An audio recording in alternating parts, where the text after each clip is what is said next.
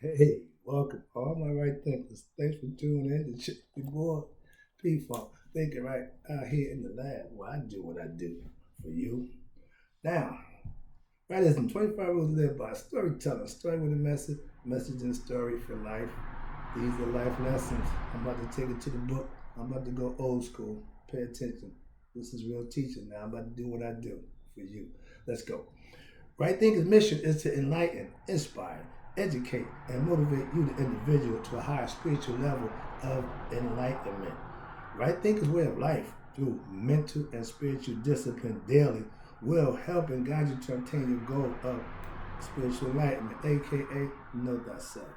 That's my mission. I'm on it, doggone it. Yeah. Yours is to learn it, understand it, and live it and make it yours.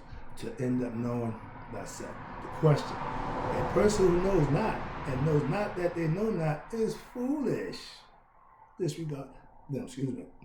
A person who knows not and knows that they know not is simple. You teach them.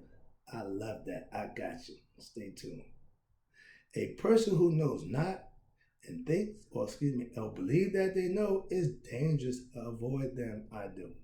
A person who knows and knows not that they know is asleep. I can awaken them with spiritual knowledge. I'm the spiritual alarm clock. I wake you up to yourself with knowledge of self. A person who knows and knows that they know is wise. Follow them. All these persons reside in you. Right thinking, know thyself. And to my act, be true. I love it. Today, I got all these books. I read a lot of books. Yeah. And I take the information I read, decipher it, break it down, get a synopsis, make it simple for you to digest and understand. I call putting the cut on it. Sometimes everybody can't handle it pure. So I make it digestible, tolerable, I call it. But today, I'm in my book. God and Goddesses. It's all breaks down. It's going to break down the God and Goddesses headdress.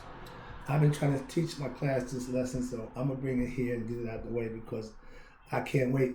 God's moving a little slow for me. But this is the idea of the God and Goddesses headdress. They're all, you can recognize the God and Goddess by their headdress. But you need to know what the headdress represents, what it means. That's what I teach. That's the subliminal message. That's the esoteric meaning and understanding of getting knowledge of self. Let's go. It reads, instruments of gods and goddesses, aka headdresses, scepters, and weapons for what? Spiritual enlightenment. All I want to do is enlighten you spiritually. That's the mind game. That's right. Thinking philosophical points of view. It's all mental, but you have to be able to understand the esoteric meanings that I'm giving to you. There's subliminal messages and everything. Hope I'm enlightening you to understand that. So let's go, because that's what I teach. The most important headdress of our ancient Egyptian deities. The headdress of the Neteru offers a visible emblem of what the particular divinity symbolizes or represents. The Neteru divinities all represent certain powers of creation which emanate from the Supreme Being, the One. You know how I do it. If their powers are understood, and I do, and perpetuated, I do, and worship, I do, those powers can be used to what? Serve the practitioner. You. The headdress donates the main principle manifested in that divinity. So the headdress is a way of identifying, knowing, as well as the nature of that divinity. But also, if the headdress is adopted, that is placed on one's head, one is what? Adopting the nature and what? The essence of that divinity. Here is a list of the most common headdress or crowns of divinities of ancient Egypt command. This is where it becomes fun. Okay? I'm going to use the book. I got my notes. I said, now I'm tired of taking notes. I want to get it butter from the duck, so to speak. So we're going to go through these, starting with A, and I don't know how far I'm going to get, but I'm going to catch you through them. You're going to end up going to all of them, but it might be broken down in maybe 2 or 3 lessons. But this is the first one. Let's go. Now, the first one is Amenet. Amentet, A-M-E-T-E-T. That's the personification of the Western Horizon, divine abode of elevated souls. She wears but a standard upon which Haru sits. Goddess Het Haru, or sometimes represent with the standard. Haru is the spirit up there at the highest level. She represents that highest level. That's why she wears the headdress. You can see the eagle standing on it, perched on her. That's the concept. Next one is, everybody should be familiar with him, Amun. Amun, divinity, usually depicted as a man, anthropomorphic, wearing what? The headdress that has what? The two plumes. Some people say a tombstone. No, the two plumes raising from the short crown, with sometimes the sun disk may be added in between the plumes, denoting his form of what? Amun Ra. The god Haru may also be seen wearing the headdress of Amun, which is the double plume, relating him to what? The Western Theban theology. We have three different places with three different theologies, three different trinities. That's why. The plumes represent, guess who? Aset and Neptet. The Mayati goddesses, which is also the Ujat and the Neptet. Thus, this is another form of the Netarian Caduceus and the mystical trinity, like Asar, Aset, and Neptet, or Ra, Hotep, and Iosita. That means motion and stillness. Every aspect that they bring to Trinity is for a reason and a purpose. Another lesson. I'm just going through the headdresses, so I give you a little breakdown. Okay. Then we got your boy, Asar. A-S-A-R or A-U-S-A-R, or most people know him as Osiris. Okay? Now, generally, he's depicted as a black or green-skinned man wearing the teeth crown on his head, which is a crown with the ostrich feather at the front and the back, a little knob on the top. It's called the teeth crown. It unites what? The plumes of who? Amun, and the sun disk, the crown of what? Upper Egypt, and the ram horns of Canaan. Thus, it is an all-encompassing crown, uniting what? The ancient tradition of Kemet into one personification. The Atif crown was worn by his father, Geb, also Ra. So the crown is passed down, like anything else. Traditions passed down. Passing it down. It'll be my son, then my grandson, passing it down. It's in you. It's what you are, the essence of you. Next one is Aset. We know as Isis. She's the goddess. Watch this. Aset wears the headdress of the throne. I mean, she makes kings. All right. This is the divine throne, the abode of who? The king, and in a higher sense, the abode of her husband, brother, Asar, the soul and divine consciousness, knowledge. She may also be seen wearing the cow's horns, or also she may be seen with, they have the vulture headdress, which Mut wears that. Thus, she is an aspect of Het Haru and respectively Mut. I just told you about that. I know all of the trinities, I know all the different aspects, and they all come together at a certain point. So they interlock, interchange, work together. Okay. Now, after I set, you have that buzz up in here. All right, the god Atum. Now Atum is the third phase of Ra. In the morning, he's Khepri. High noon, he's Ra. At the end, he's Atum. Atum is one of the gods that came out of the noon. First one.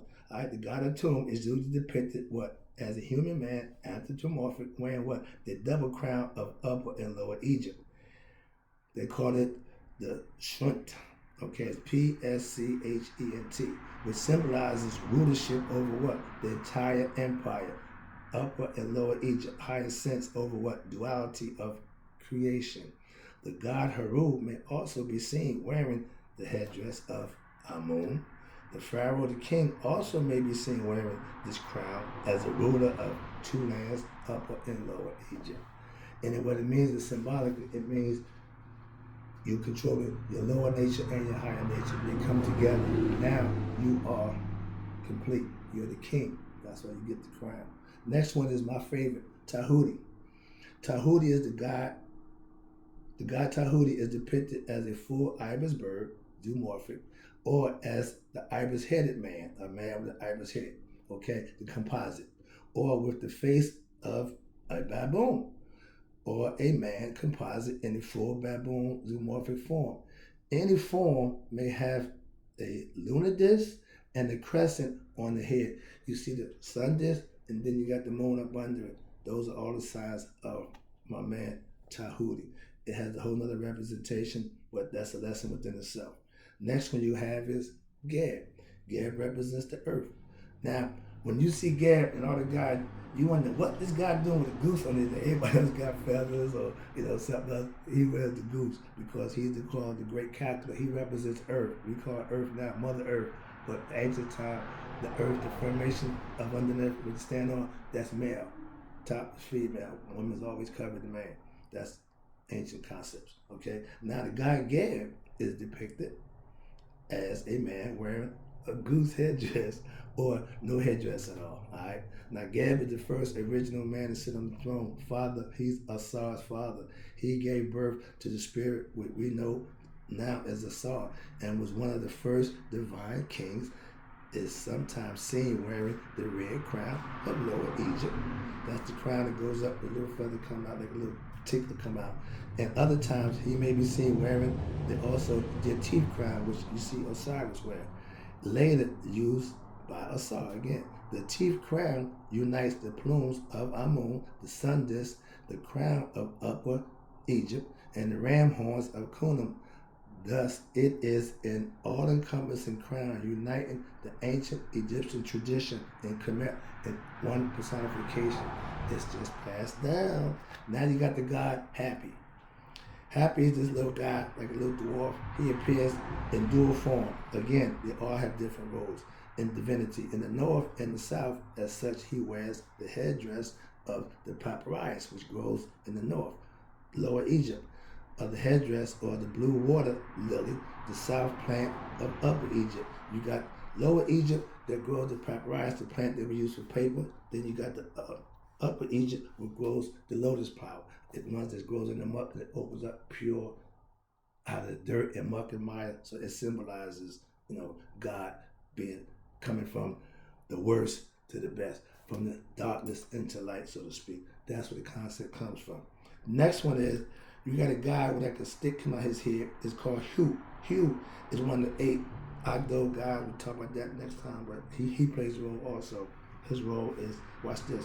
The guy Hugh is seen wearing a notched palm, which was the count on. Found with your girl Sachet also uses that, which is palm found. They use the palm tree or the sun disk between 2 twisted flex symbols on his head.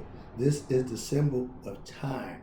The god represents indeterminate time, undefined duration of time, or long time, aka eternity. All right, that's what he represents. And as the god of the year and time, he is the goddess of the year and time. See also the goddess of Jeddah. I went past that, but they represents time. Hugh and Huet, male and female aspects of eternity. Okay. Next one is a classic, Haru. When I do this one, I'm gonna shut it down and come back after this one. Haru, he represents who? Haru has many aspects. Okay, understand that he's the spirit that's in us. He is sometimes depicted as a child, anthropomorphically, and at other times he is depicted as a hawk-headed man in the body, hawk-head with a man's body. His headdress is also the double crown of Upper and Lower Egypt. In his form of Haru, one of the horizon, from horizon, he may be seen wearing the sun disk on his head with the ujat, that means the serpent surrounding the sun disk. In this form, the child Haru is depicted as the divine child, master of nature, controller of beasts, evil, unrighteousness, the lower self, wearing the mask of Basu, okay, with the royal side lock, the royal side of the head, the bald head with the one lock hanging on the side. That's where it comes from. Okay, the bass mask he wears is his headdress, as his headdress is a symbol of the wonderful and magnificent nature of the divine, who manifests as a dwarf and at the same time as personality overflowing with joviality and life. Bas is also considered a Nubian originated divinity. Therefore, Haru is being connected to Nubia. Sometimes he may not wear a headdress, okay? And his counterpart is Headdresses. The goddess Headdresses is often depicted as a woman anthropomorphic with horns of a cow and or plumes, or the vulture as one that Moot wears, and sometimes as a woman with the head of a cow with horns of a cow that has the sun disk between them, or also often as a cow wearing the sun disk between her horns. The horn symbolizes duality and the sun symbolizes oneness, non-duality, and together they are the Trinity. Also, the sun symbolizes the right eye Ra, which in another aspect is the goddess herself, Headdresses, who he sent out to take care of the unrighteous. So he been doing that for a long time. With the flood, he sends out his right eye. I'll be back. Hope you got the lesson. Hope you enjoyed it. I got some more. I'm doing teaching now.